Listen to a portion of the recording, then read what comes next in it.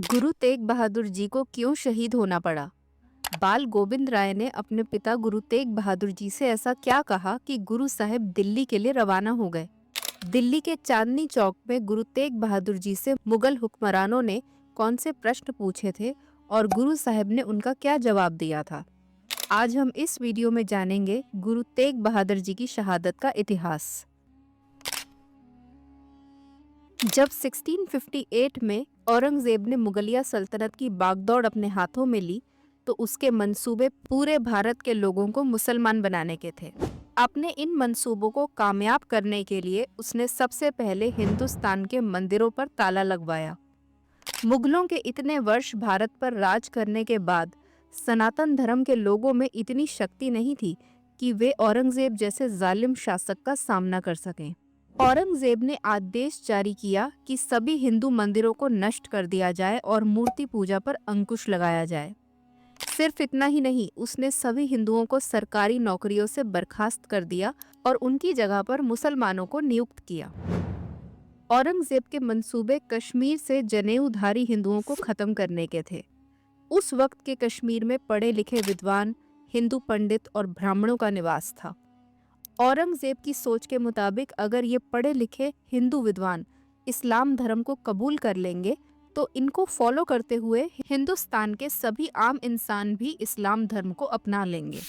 25 मई 1675 के दिन गुरु तेग बहादुर जी आनंदपुर में संगत के बीच बैठे थे, जब कश्मीरी ब्राह्मणों का एक जत्था उनसे मिलने आया था।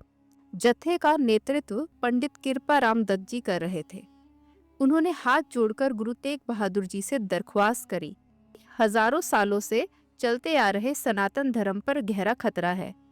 औरंगजेब के आदेश पर कश्मीर के गवर्नर इफ्तिखार खान ने ऐलान कर दिया है कि कश्मीरी पंडित जल्द ही इस्लाम धर्म कबूल कर लें, वरना उन सभी को मौत के घाट उतार दिया जाएगा। उनकी फरियाद सुनकर गुरु तेग बहादुर जी गहरी चिंता में थे और कुछ देर बाद फरमाया कि मुगल बादशाह के मंसूबों को ललकारने के लिए किसी महान पुरुष की कुर्बानी की जरूरत है। ये बात सुनकर पास में बैठे हुए 9 वर्ष के बाल गोविंद राय ने अपने पिताजी गुरु तेग बहादुर जी से कहा, पिताजी, आपसे बड़ा महापुरुष और कौन हो सकता है? अपने 9 साल के बेटे के मुख से ये वचन सुनकर गुरु तेग बहादुर जी को एहसास हुआ कि उनके बेटे अब तैयार हैं। इसके बाद गुरु तेग बहादुर जी ने कश्मीरी पंडितों से कहा कि जाओ जाकर मुगल बादशाह के प्रतिनिधियों से कह दो कि अगर उनके गुरु तेग बहादुर जी ने इस्लाम कबूल कर लिया तो सभी हिंदू भी अपना धर्म बदल लेंगे। गुरु तेग बहादुर जी का संदेश लेकर सभी कश्मीरी पंडित खुशी खुशी लौट गए और उन्हें कुछ समय की मोहलत मिल गई। गुरु साहब ने दिल्ली जाने से पहले बाल गोविंद राय को गुरगद्दी सौंप दी और अपने सभी संगी साथियों से विदा ली। 11 जुलाई 1675 के दिन गुरु तेग बहादुर जी के साथ भाई मतीदास जी, भाई सतीदास जी, भाई दयाला जी, भाई जैता जी, भाई गुरदित्ता जी और भाई उदय जी दिल्ली के लिए रवाना हो गए। थोड़ी दूर निकलने पर गुरु साहब ने भाई जैता जी और भाई उदय जी को आगे की खबर जानने के लिए सीधा दिल्ली जाने को कहा। ऑलमोस्ट सभी हिस्टोरियन अकाउंट्स के मुताबिक गुरु तेग बहादुर जी को 12 जुलाई के दिन मलिकपुर के रंघारन गांव में गिरफ्तार किया गया और वहां से उन्हें सिरहिंद ले जाया गया। उसके बाद भारी पहरे में उन्हें दिल्ली के चांदनी चौक थाने में भेज दिया गया। हरबंस सिंह बिरडी की किताब अनपैरेलल्ड मार्टिरडम ऑफ गुरु तेग बहादुर के अनुसार दिल्ली में गुरु साहिब और उनके 3 अनुयायियों को लाल किले ले जाया गया। वहां पर गुरु तेग बहादुर जी से हिंदू और सिख धर्म के बारे में कई सवाल पूछे गए और साथ ही उनसे ये भी पूछा गया कि वे जनेऊ धारण करने वाले और माथे पर टीका लगाने वालों के लिए कुर्बानी क्यों दे रहे हैं। तब गुरु साहब ने जवाब दिया कि हिंदू कमजोर पड़ गए हैं, इसीलिए वे नानक के दरबार में शरण लेने आए हैं। अगर मुसलमानों ने भी उनसे मदद की याचना की होती तो वे उनके लिए भी कुर्बानी दे देते। औरंगजेब ने बहुत जतन किए ताकि गुरु तेग बहादुर जी अपना धर्म परिवर्तन कर लें, पर वो नाकाम रहा। एक दिन जेल का प्रमुख गुरु साहब के लिए बादशाह का संदेश लेकर आया और कहा कि आप जी इस्लाम धर्म मान लें और यदि ये संभव नहीं है तो कोई करामात दिखाएं ताकि ये सिद्ध हो जाए कि आप कोई पवित्र पुरुष हैं। इसके जवाब में गुरु तेग बहादुर जी ने कहा कि चमत्कार का मतलब है ईश्वर की मेहरबानी और एहसान। वो दुनिया के सामने जादूगरी दिखाने की इजाजत नहीं देता। ईश्वर की कृपा का गलत इस्तेमाल करने से वे नाराज हो जाएंगे। मुझे चमत्कार दिखाने की जरूरत नहीं है, क्योंकि हर रोज हमारे सामने चमत्कार हो रहे हैं। जब बादशाह को ये साफ हो गया कि ना तो गुरु साहिब अपना धर्म बदलेंगे और ना ही कोई चमत्कार दिखाएंगे, तो मुगल हुकूमत ने गुरु तेग बहादुर जी के साथी सिखों को कष्ट देने शुरू कर दिए। सन 1675 में भाई मती दास जी को लकड़ी के 2 खंभों के बीच सीधा खड़ा कर दिया गया। उनके सिर से लेकर कमर तक 2 सिरों वाली आरी से प्रहार किया गया और उनके शरीर के 2 टुकड़े कर दिए गए। भाई मती दास जी ने उफ तक न की और अपनी आखिरी श्वास तक जपजी साहब की बानी का पाठ करते रहे। भाई दयाला जी को गोल गठरी की तरह बांधकर उबलते तेल से भरे एक बड़े बर्तन में डाल दिया गया। भाई दयाला जी में शोक का कोई लक्षण नहीं दिखा। भाई सतीदास जी को एक खंबे से बांध दिया गया और सूती रेशे में लपेट दिया गया और उनका मुख गुरु तेग बहादुर जी की ओर था। फिर जल्लाद ने उन्हें आग लगा दी।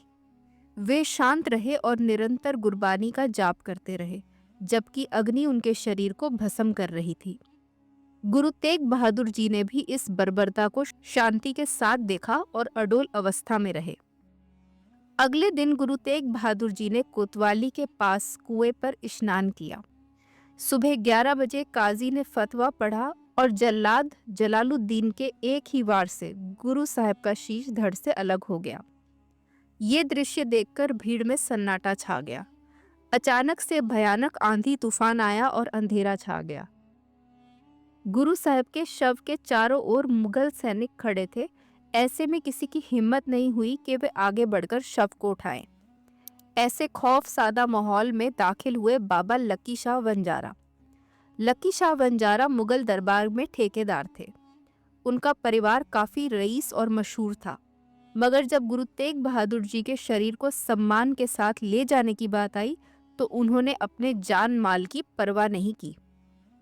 बाबा लकी शाह ने अपने बेटों की मदद से गुरु तेग बहादुर जी के पार्थिव शरीर को अपनी बैलगाड़ी में रख लिया और अपने घर रायसीना ले गए।